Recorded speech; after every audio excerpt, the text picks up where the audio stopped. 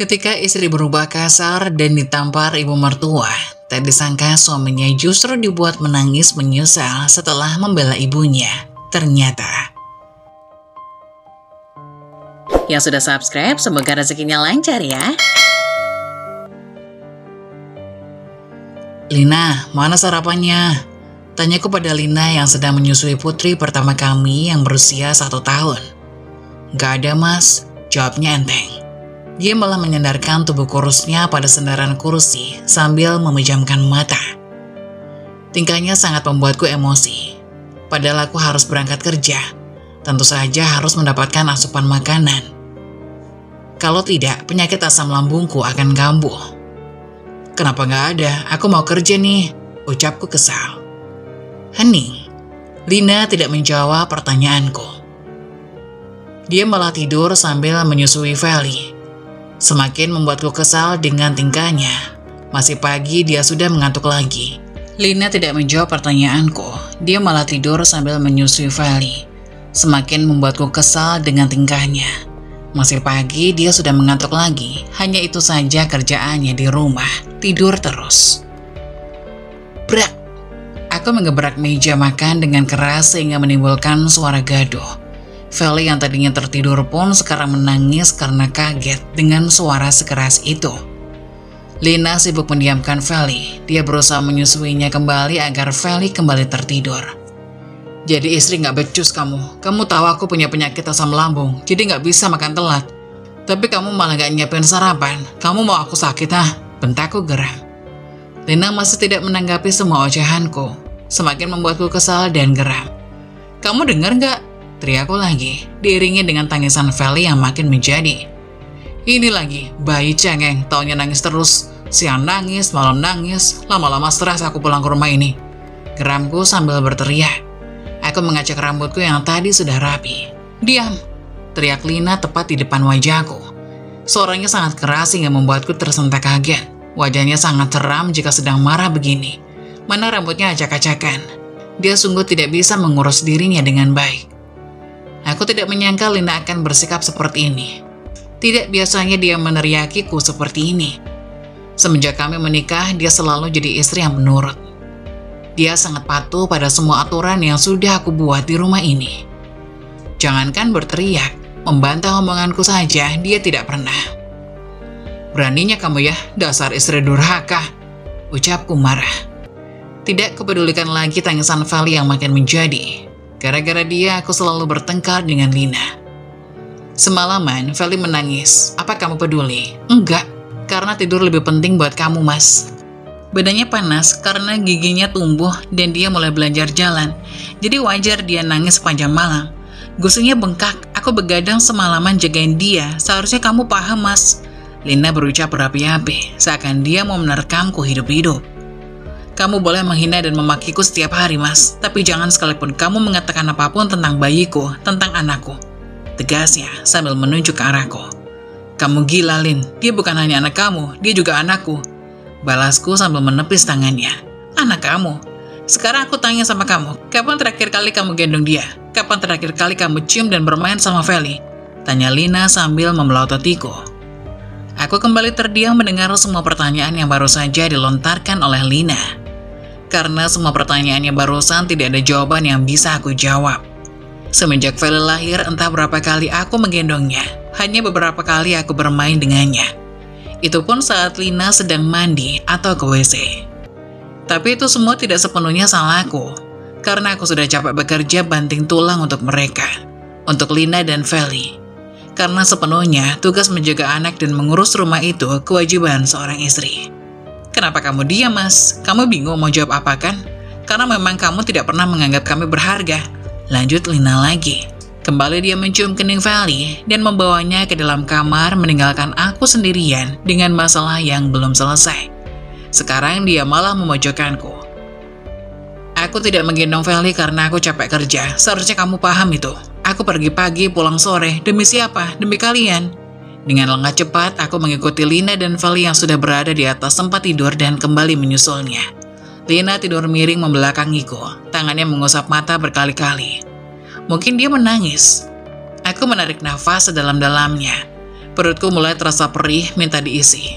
"Tolong buatin aku mie atau apapun, aku sangat lapar," ucapku sambil mengelus perut. Semenjak menikah, aku tidak pernah lagi makan di luar. Masakan Lina selalu menjadi nomor 1 di lidahku. Apapun yang dia olah akan terasa sangat nikmat. Untuk makan siang pun kadang aku pulang, karena makan di luar sangat tidak sehat. Aku sudah terbiasa dilayani olehnya, jadi aku merasa tersisihkan saat Feli lahir ke dunia. Bukannya aku tidak menyayangi anakku sendiri, hanya aku merasa dikesampingkan seperti sekarang. "Lin, aku kembali memanggil Lina." Tapi dia sama sekali tidak menanggapiku. "Sebentar," jawabnya sambil bangkit dari tempat tidur. Feli terlihat sudah tidur. Aku kembali mengikuti langkah Lina ke dapur. Dia membuka rice cooker dan mengambil nasi dari sana. Kemudian dia dengan cekatan menggoreng nasi hingga baunya membuatku semakin lapar. Setelah semua terhidang di atas meja, aku dengan cepat melahapnya. Untung saja masih ada waktu untuk ke kantor, kalau tidak aku akan kena denda. "Mas, uang belanjanya udah habis," jawab Lina saat aku sedang memakai sepatu di teras rumah. "Belum juga sebulan udah habis, kamu itu jangan banyak jajan," ucapku sambil melihatnya menyapu lantai. Selalu seperti ini, dia hanya diam saja jika aku memarahinya. Aku selalu mengoceh sendiri di sepanjang waktu, dan dia akan tetap diam. Kadang aku kesal seakan semua yang aku katakan tidak berarti. "Nih, hemat, cari uang tuh capek," tekanku lagi sambil memberikan uang 100.000 kepadanya. "Tapi Pampers Feli habis, Mas. Beras dan ikan juga nggak ada," protes Lina saat aku hanya memberikan uang 100.000. "Beli eceran aja dulu sampai awal bulan." "Jangan banyak protes," bentakku kesal. Dia pikir enak apa, cari uang 100.000. Seperti biasa, Lina mengambil uang 100.000 itu sambil meraih tanganku untuk dicium. Kamu udah mau berangkat kerja ya?" Tiba-tiba terdengar suara ibu yang kini sudah berada di depan kami. Rumah ibu memang tak jauh dari sini, hanya sekitar selang 3 rumah. Jadi ibu sering kesini jika butuh sesuatu. "Iya Bu, ini mau berangkat," jawabku sambil meraih tangannya berpamitan.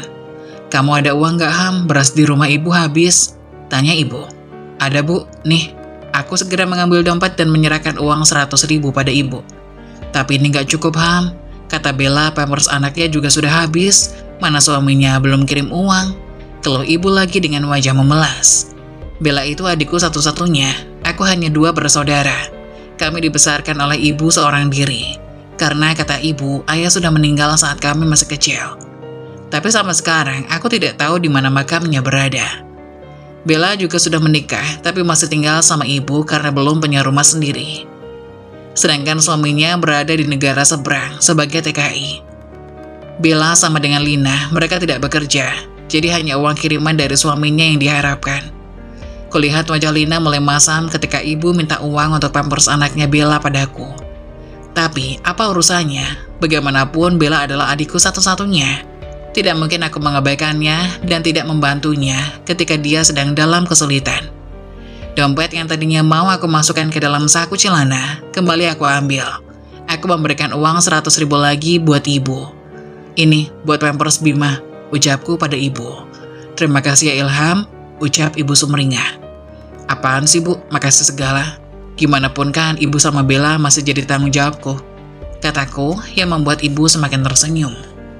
Brak! Aku dan ibu sangat terkejut saat pintu rumah ditutup dengan sangat keras oleh Lina. Benar-benar tidak sopan, padahal ibu masih di sini. Untung saja aku sudah terlambat ke kantor, jika tidak, sudah kuberi pelajaran padanya. Hari ini, aku merasa lelah sekali. Karena banyak pekerjaan, terpaksa aku harus membawa pulang ke rumah. Setelah sampai di rumah, aku melihat ada sandal ibu dan Bella di depan. Tumben mereka ke sini, pikirku, karena ini sudah hampir maghrib. Biasanya mereka kesini jika hanya ada perlu denganku. Karena dari dulu, ibu tidak menyukai Lina. Menurut ibu, aku lebih cocok dengan Aida, anak temannya. Tapi aku bersikeras untuk tetap menikahi Lina, karena Lina adalah tipe perempuan yang patuh dan baik. Dia juga lulusan pesantren. Ayahnya juga seorang ustadz. Menjadi suatu kebanggaan untukku karena berhasil mendapatkan hatinya. Karena dulu, banyak sekali laki-laki yang berusaha mendekatinya. Dari mula para donatur pesantren sampai para ustadz di sana, tapi malah aku yang terpilih oleh Lina. Kami hanya minta sedikit, besok kamu minta uang lagi sama Ilham buat beli, terdengar suara ibu yang berteriak dari dalam. "Kamu jangan macam-macam ya Lina. Dengar, kamu hidup juga dengan biaya abangku." Bella juga berteriak menyebut-nyebut namaku. "Itu kewajibannya karena aku istrinya," saut Lina dari dalam. Aku segera melepaskan sepatu dan segera lari ke dalam untuk melihat apa yang telah terjadi. Penasaran dengan semua yang terjadi, karena selama ini mereka tidak pernah bertengkar. Entah aku yang tidak pernah tahu atau memang tidak pernah terjadi. Ada beberapa tetangga yang mengatakan jika mereka sering melihat Bella dan ibu ke rumah, datang dengan tangan kosong dan pulang dengan berbagai plastik di tangannya. Tapi aku tidak mau peduli, karena bagaimanapun Bella adalah adikku. Lagian Lina juga tidak pernah mengeluh apapun tentang ibu dan Bella. "Dasar menantu kurang ajar," teriak ibu sambil melayangkan tamparan di wajah Lina. Plak! "Ibu, kenapa ini?" tanyaku penasaran. Aku segera mendekati Lina yang masih memegangi pipi akibat dari tamparan ibu. "Ilham, kamu kapan pulang?" tanya ibu gugup. Wajahnya terlihat panik dan was-was. Begitu juga dengan Bella, dia terkejut melihat aku yang tiba-tiba datang. Aku tanya, "Kenapa ini? Kenapa ibu sampai nampar Lina?" tanyaku lagi sambil melihat Lina yang masih terdiam. "Kamu gak apa-apa?" tanyaku lagi pada Lina. Kupegang kedua pundaknya dengan sedikit menunduk. "Gak apa-apa mas, udah biasa," jawab Lina ketus, sambil melihat ke arah lain. "Sudah biasa? Berarti selama ini..." "Apa maksud kamu sudah biasa? Kamu jangan coba-coba fitnah saya di depan anak saya sendiri ya," ucap ibu menyela ucapan Lina. "Kenapa ibu tampar Lina?" tanyaku untuk yang kesekian kali. Kini pandangannya beralih pada ibu dan juga Bella. "Karena dia kurang ajar pada ibu," jawab ibu sambil melipat kedua tangannya di depan dada. "Iya mas," dia gak segan-segan buat jawab semua nasihat ibu. Jelas Bella lagi sambil menunjuk ke arah Lina. Kulirik sekilas arah Lina, tapi dia hanya diam saja. Tidak ada niatan membela diri atau menyela omongan Bella. "Terus itu apa?" tanyaku sambil menunjuk ke arah plastik hitam yang dipegang oleh Bella. Ini beras," jawab Lina menyela omongan Bella. Keningku berkerut mendengar jawaban Lina barusan. "Buat apa Bella bawa-bawa beras ke sini? Kok belinya segitu? Bukannya tadi aku kasih uang lebih ya buat beli beras?" tanyaku pada ibu.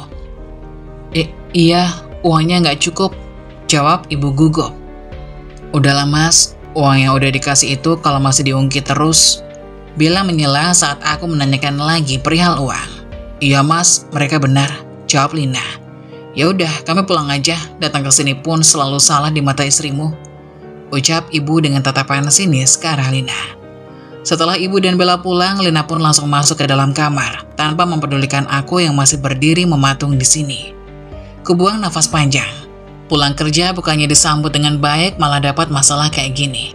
Aku pun mengendorkan dasi yang ada di leherku karena saat itu terasa sangat sempit dan sesak.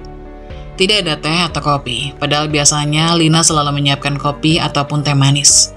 Bahkan kadang ada cemilan juga, ubi goreng, pisang goreng, ataupun roti.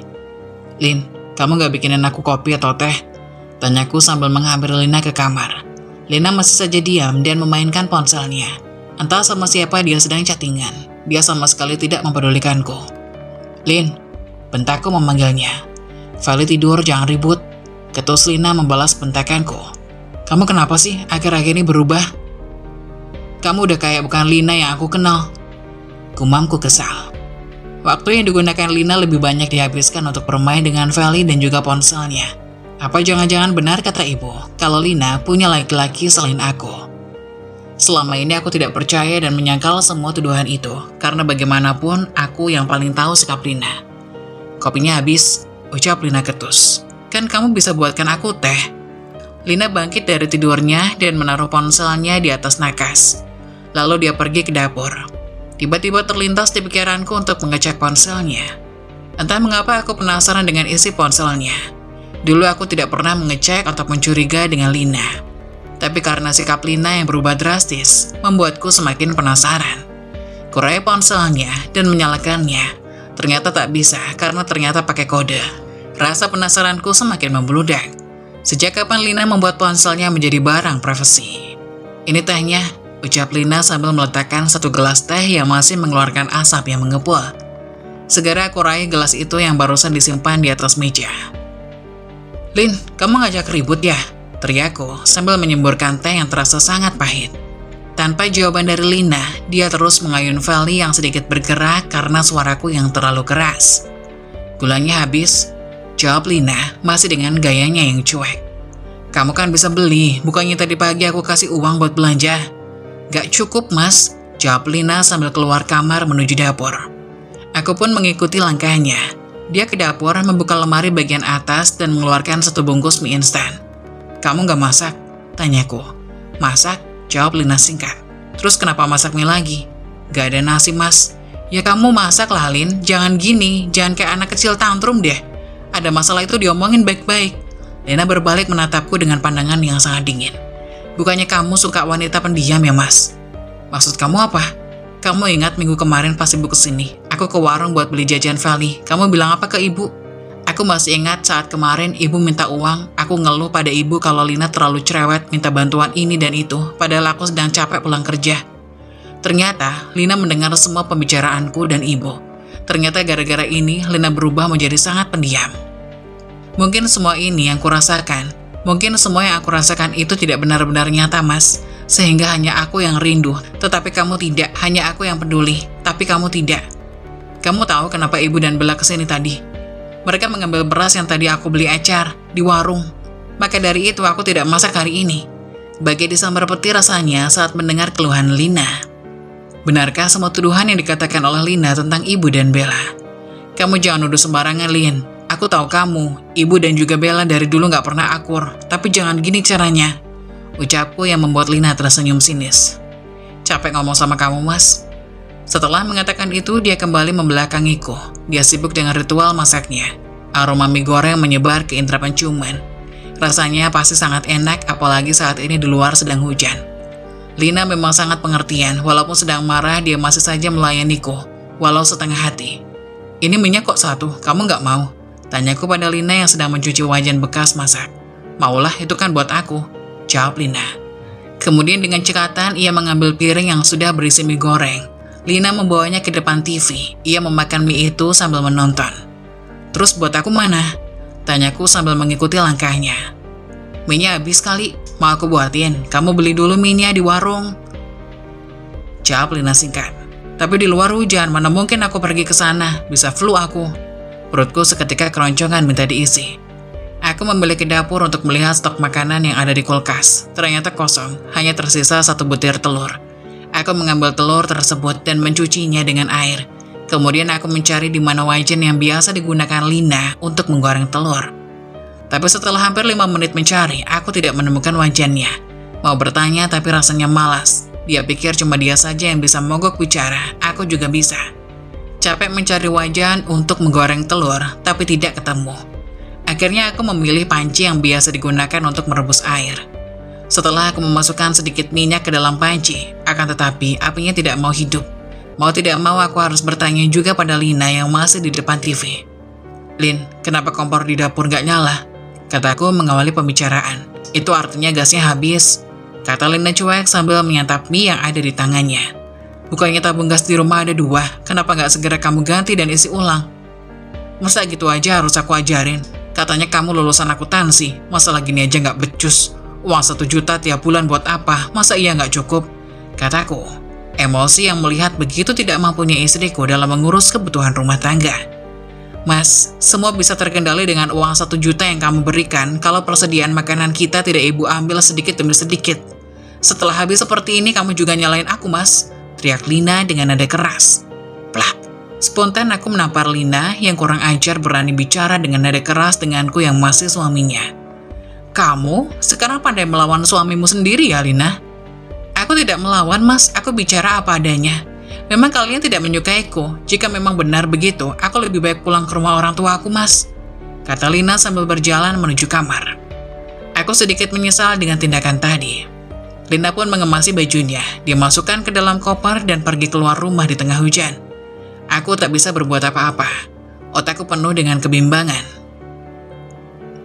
2 hari setelah Lina pergi, aku merawat anakku sendiri dan mencoba untuk menenangkan diri dan memilah apa yang sebenarnya terjadi.